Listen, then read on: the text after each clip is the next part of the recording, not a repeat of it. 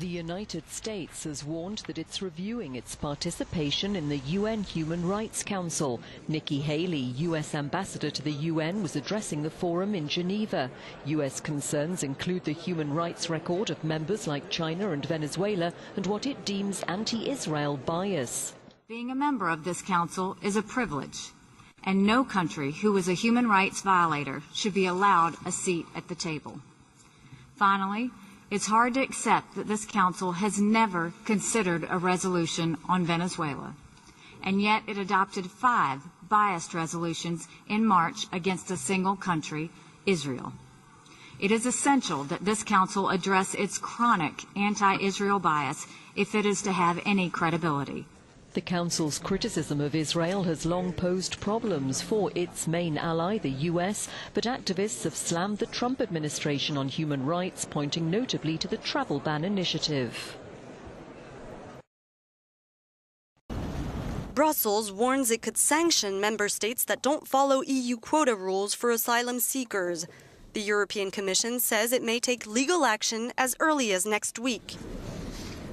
We will specify our position on opening infringement procedures against the member states that have not relocated anyone at all or have not pledged any places for almost 1 year since we all decided to do it together.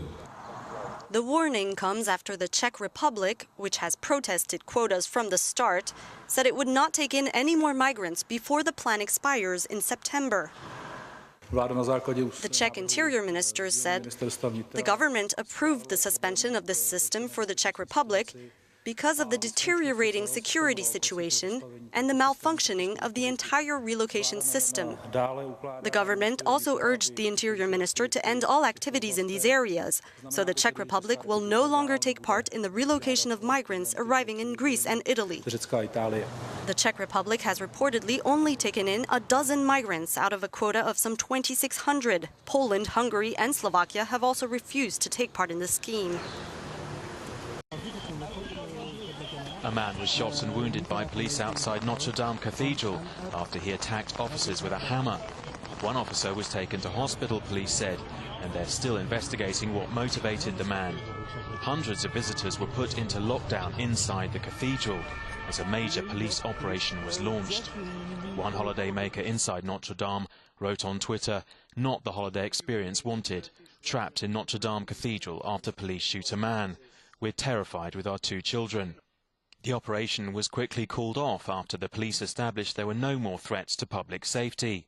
3 women were arrested in September after police found a car laden with gas cylinders abandoned near the cathedral. The Interior Ministry at the time said it was likely to be a planned imminent attack. France is still under a state of emergency after a wave of militant attacks. More than 230 people have been killed since 2015.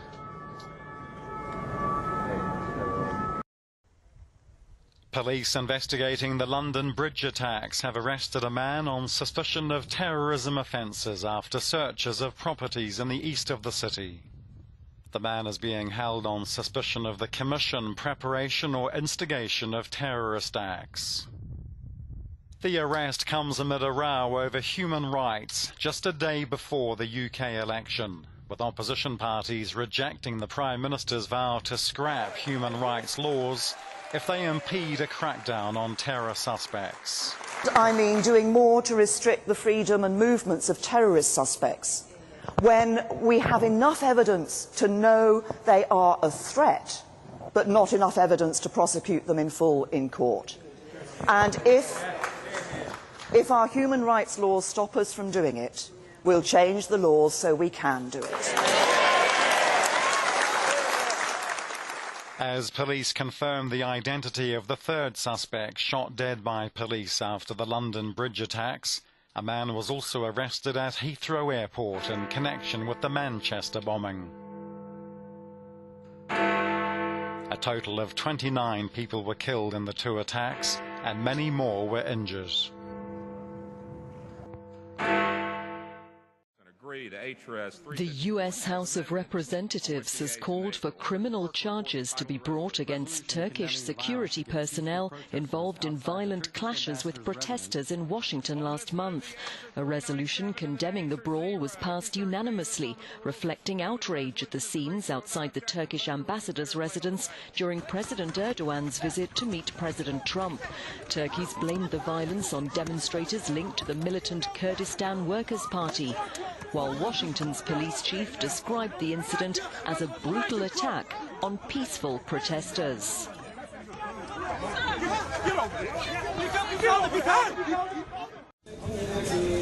Jordan and the West African country of Mauritania have either downgraded or cut diplomatic ties with Qatar in the deepening row over Doha's alleged support for terrorists. With several Gulf states cutting transport links and Qatar responding likewise, there is major disruption to airspace in the region. Qatar's foreign minister has denied the allegations, accusing Saudi Arabia and of other states of fabricating stories and of vilifying his country. Even though Qatar hosts the largest U.S. base in the region, the U.S. State Department has said the country could do more to fight terrorism. We recognize that Qatar has made some great efforts to try to stop financing of terror groups, including prosecuting suspected financiers, freezing assets, and introducing stringent controls on its banking system there. However, let me make this clear, they have made progress, but they still have work to do. The dispute between Qatar and the Arab world's biggest powers has reopened a festering wound only 2 weeks after U.S. President Donald Trump called on Muslim states to fight terrorism.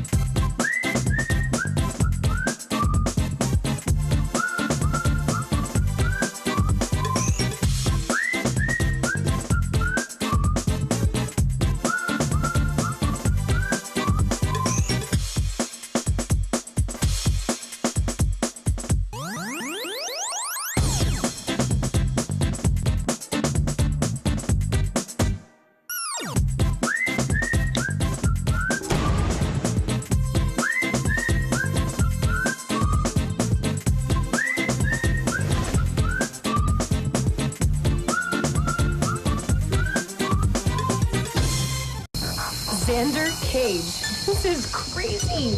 I was at Coachella and Guns N' Roses got back together, but this is way cooler.